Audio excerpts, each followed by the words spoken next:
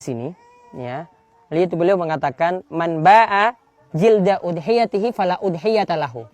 Yaitu barang siapa yang menjual ya kulit hasil kurban. Ini kulit ini ya. Ini kulit. Juga di sini ada bulu-bulunya di sini. Ini kan biasanya dijual. Kata Nabi SAW, siapa yang menjual kulit hasil kurban, maka fala udhiyata lahu. Tidak ada kurban untuknya. Jadi dianggap kurbannya itu tidak ada. Maka ada dua hal penting yang perlu diperhatikan, dan ini yang biasa dilanggar oleh orang yang berkurban atau oleh panitia kurban.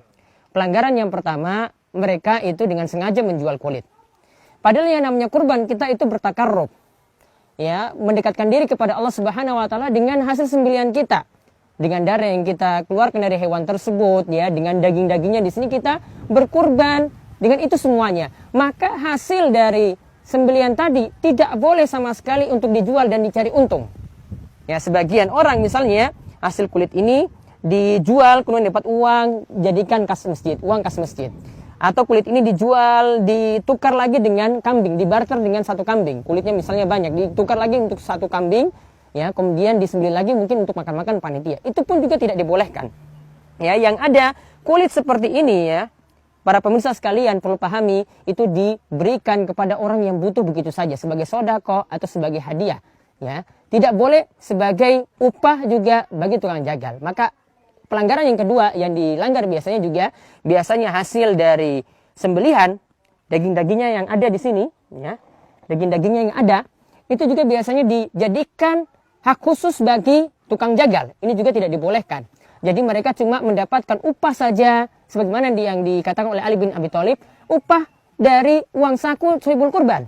Tidak boleh diambil dari daging kurban, mereka diistimewakan dengan diberikan misalnya secara khusus kepalanya, secara khusus ya bagian kakinya atau bagian-bagian tertentu. Yang ini dianggap sebagai upah. Jadi caranya yang boleh di situ adalah biar dia melanggar ketentuan yang kedua ini, yaitu sohibul kurban memberikan uang dari sakunya sendiri diberikan kepada tukang jagal. Misalnya dia untuk kambing untuk menyembelih, ya, itu nanti kena biaya 50.000, maka diberikan kepada dia 50.000. Kalau memang dia itu miskin, dia diberikan jatah sebagaimana orang-orang miskin yang lainnya, tidak masalah. Jangan dia itu diistimewakan.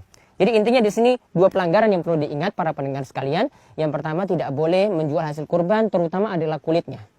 Ya, mau ditukar pun dengan kambing tidak boleh, dijual begitu saja juga tidak boleh. Kemudian yang kedua, tidak boleh tukang jagal diberi upah dari hasil kurban. Karena kalau diberi upah itu sama saja kita mengeluarkan iwat.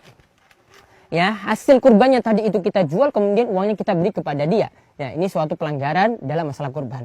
Maka lakukanlah kurban untuk mengharap wajah Allah Subhanahu wa taala. Lakukanlah kurban sesuai dengan tuntunan. Jadi jangan kita buat amalan-amalan yang ini nanti membuat kurban kita itu jadi sia-sia. Maka ikutilah tuntunan Nabi.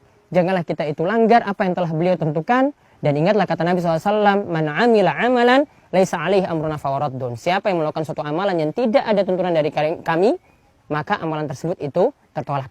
Maka ini yang harus kita perhatikan dalam masalah pemanfaatan hewan kurban, dari kulit, dari dagingnya macam-macam, ya. Intinya kita murni melakukannya karena ibadah, jadi itulah tuntunan yang mesti kita ikuti. Ya, demikian, wabillahi taufiq wal hidayah. Wassalamualaikum warahmatullahi wabarakatuh.